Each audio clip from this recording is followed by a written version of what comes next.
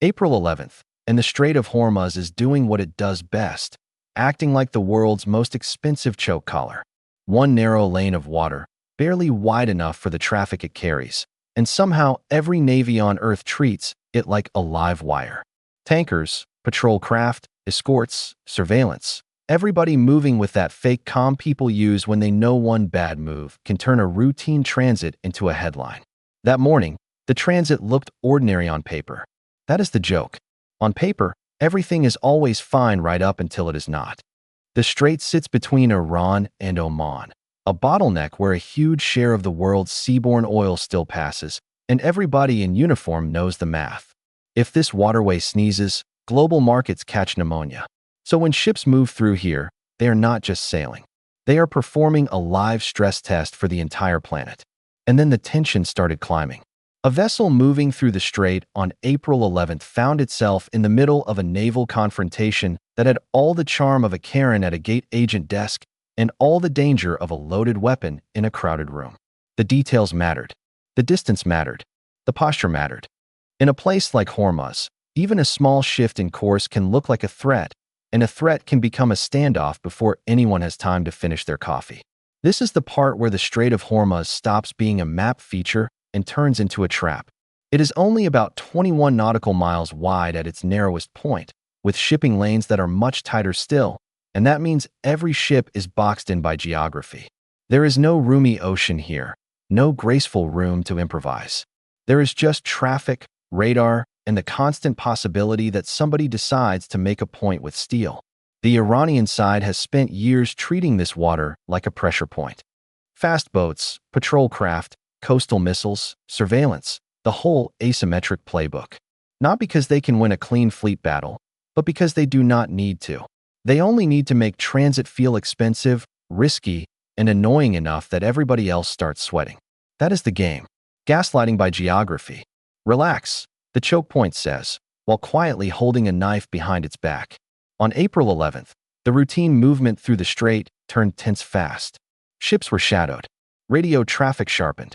The posture on both sides stiffened into that brittle kind of calm that usually means somebody is already reaching for a decision.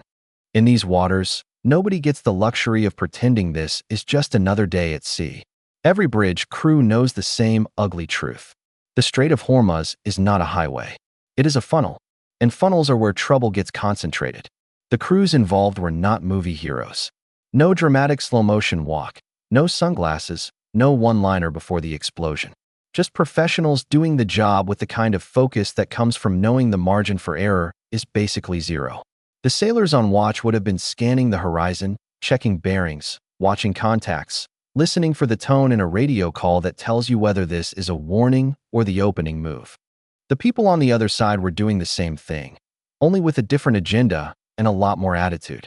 That is what makes Hormuz so dangerous. It is not just the weapons. It is the ambiguity.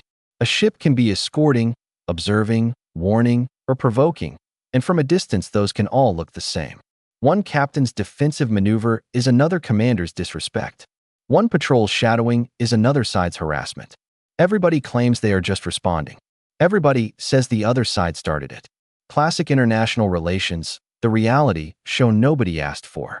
By mid-transit, the situation had the kind of brittle edge that makes experienced mariners go quiet. The waterway is narrow enough that even a small formation can feel crowded. Add in the political temperature, add in the history of seizures, harassment, and brinkmanship in these waters, and you get a place where routine movement can trigger global alarm in minutes. That is not exaggeration. That is the Strait of Hormuz doing its job as the world's most nerve-wracking bottleneck. And the stakes are not abstract. Roughly a fifth of the world's oil consumption has historically moved through this corridor. That means every flare-up here is not just a regional incident. It is a message to energy markets, shipping insurers, naval planners, and anyone who likes gasoline prices staying vaguely civilized. The strait is where local muscle meets global consequence. Tiny patch of water, massive leverage. Real estate with a temper. The confrontation on April 11th exposed exactly how fragile that balance is. A transit that should have been boring became a live demonstration of how quickly the sea can turn political. The ships were close enough to matter, far enough to deny easy certainty. and every second of hesitation made the whole thing uglier. In a place like this, nobody is really asking whether the other side is serious. They are asking how serious and how fast. POV, you are standing watch in the middle of Hormuz and trying to convince yourself this is still just navigation. Sure, totally. Nothing says normal day like a choke point where one wrong move can drag in warships, aircraft, and half the world's energy supply. That is the absurdity of it. The strait looks small on a chart, but it behaves like a giant lever. Push here, and the whole system feels it. The real lesson is brutal and simple. Choke points are not just geography. They are pressure multipliers. They turn routine movement into strategic theater. They make every escort, every transit, every radio call part of a larger contest over who gets to control the flow of commerce and who gets to make everybody else nervous. Hormuz has been doing that for decades, and on April 11th it reminded everyone that the water itself can become the threat. Then the real threat surfaced below the waterline. Then came the kind of incident that turns a regional mess into a global headache. On April 14th, 1988, the USS Samuel B. Roberts struck an Iranian mine in the Central Gulf and nearly broke in half. The blast ripped through the hull with enough force to lift the ship and throw men off their feet. 10 sailors were injured. The ship survived, but only because the crew fought like hell to keep her alive. The Navy later called it one of the most severe mine strikes on a U.S. warship since World War II. In plain English, the ocean tried to eat the ship and failed by a few inches and a lot of stubbornness. That hit did not happen in a vacuum. It came after months of escalating pressure, shadow games, and maritime harassment. The Gulf had become a place where every patrol felt like a dare. Iran had been laying mines in the waterway, and the Americans knew it. The problem was proving it in a way that would justify a response strong enough to matter. In war, evidence is not just evidence. It is ammunition for the next move. So the Americans answered with Operation Praying Mantis on April 18, 1988. That was not a warning shot. That was a full-body slap. U.S. forces hit Iranian naval targets, oil platforms used for military purposes, and ships tied to the mine campaign. The frigate Sahan took multiple hits and sank. The frigate Savalan was badly damaged and left crippled. Iranian speedboats got shredded. The message was not subtle. If you mine the sea will eventually send the invoice. And here is the part people forget. Mine warfare was never just about the Gulf. It was about leverage. It was about making a choke point feel haunted. Once that logic worked in Hormuz, it started echoing everywhere else. The Red Sea, the Bab el-Mandeb, the approaches to the Suez Route, the waters off Yemen, the lanes near the Horn of Africa. Different coastlines, same playbook. If you can threaten the route, you can threaten the world that depends on it. That is why the pressure kept spreading. The Red Sea is not some side alley. It is a major artery connecting the Indian Ocean to the Mediterranean through the Suez Canal. If the Gulf is the world's oil valve, the Red Sea is one of its shipping throats. And throats are sensitive. A few attacks, a few threats, a few rumors of mines or drones or missiles, and suddenly every captain is checking bearings twice, and every insurer is acting like a nervous aunt at a family reunion. The Houthis understood that perfectly. By the 2010s and into the 2020s, they were not just fighting a local war in Yemen. They were reaching outward, using missiles, drones, and maritime threats to drag the wider region into their fight. That is the modern trick. You do not need a navy that can beat the world. You just need enough reach to make the world flinch. Cheap systems, loud effects. Very efficient. Very annoying. Very on brand for the age of asymmetric warfare.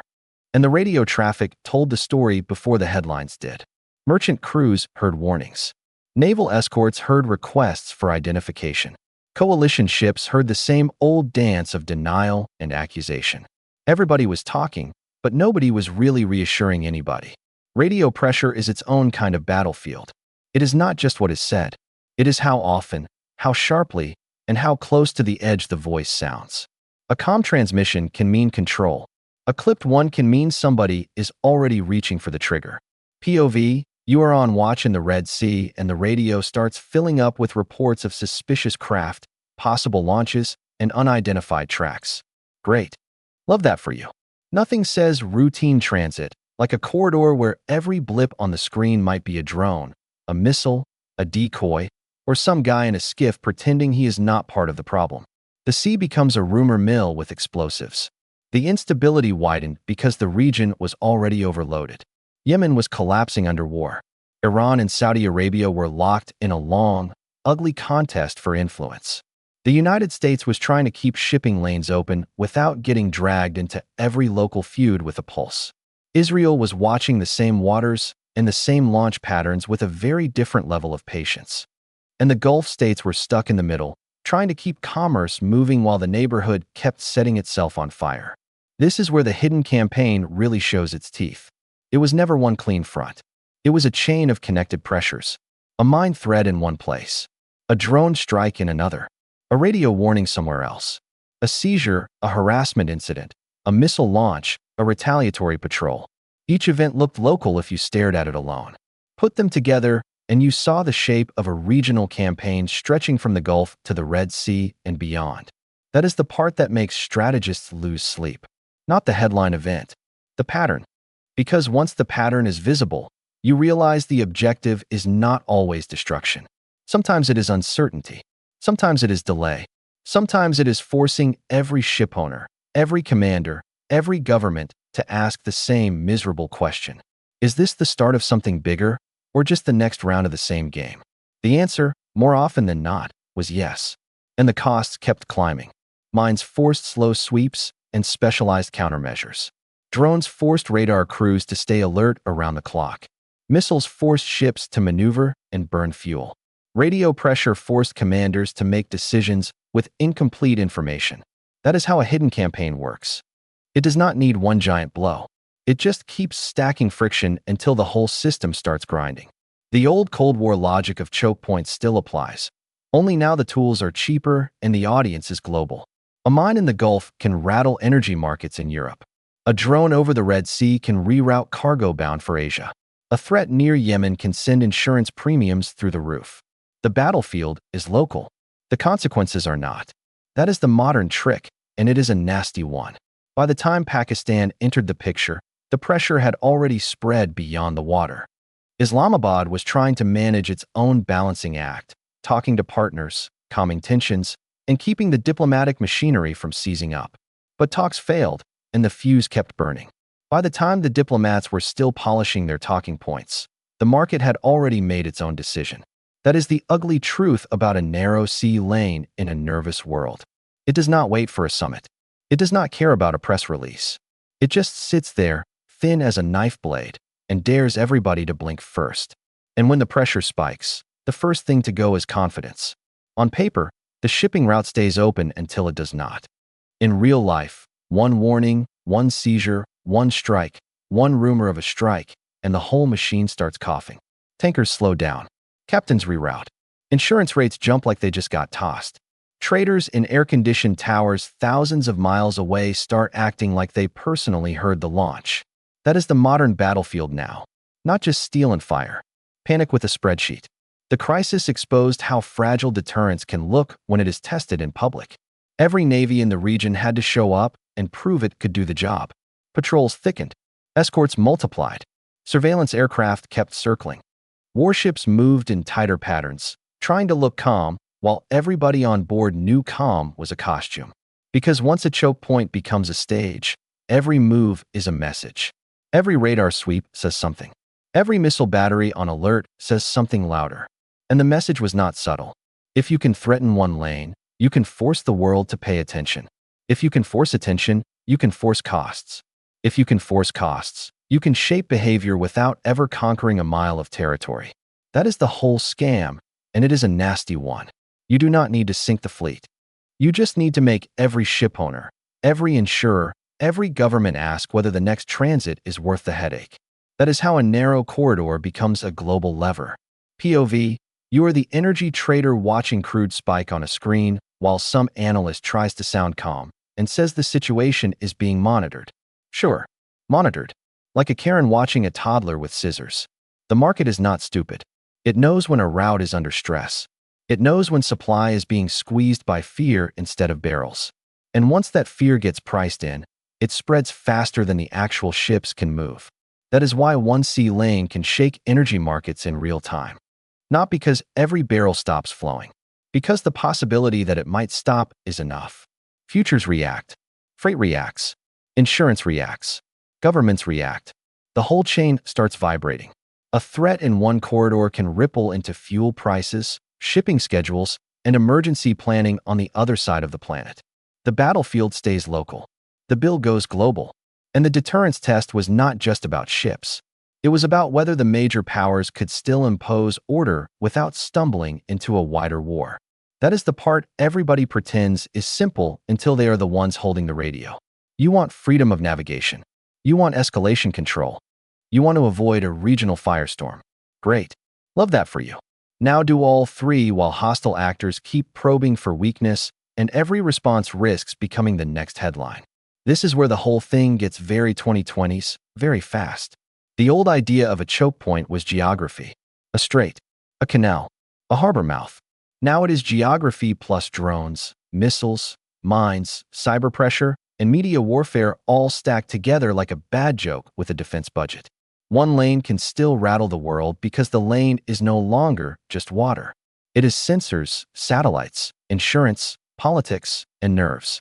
And nerves are expensive. The commanders on watch understood that every interception had a second audience. The crews on the ships, the governments ashore, the adversaries studying response times, the allies wondering who would carry the burden. The whole point of deterrence is to convince the other side that the cost of mischief will be immediate and ugly. But deterrence only works if it is believed. If the response looks slow, confused, or divided, then the signal gets muddy. And muddy signals are exactly where trouble breeds. That is why these crises matter beyond the immediate headlines. They teach everybody watching that maritime security is not some dusty Cold War relic. It is alive, twitching, and fully capable of wrecking a quarter's worth of trade before lunch. A single choke point can still rattle the world because the world still runs on routes that cannot be easily replaced. You can build more ships. You can stockpile more missiles. You cannot casually rebuild geography. So the lesson lands hard. Energy markets are not abstract. Deterrence is not a slogan. Security is not a press conference. It is a live contest over whether commerce moves or stalls, whether threats are ignored or answered, whether a narrow strip of water remains a highway or turns into a hostage situation with better lighting. And that is the part nobody likes to say out loud. The sea lane does not have to close to win. It only has to make everybody behave as if it might. That is enough to move prices. Enough to force escorts. Enough to pull warships into position. Enough to make capitals sweat. Enough to remind the entire system that one choke point can still rattle the world.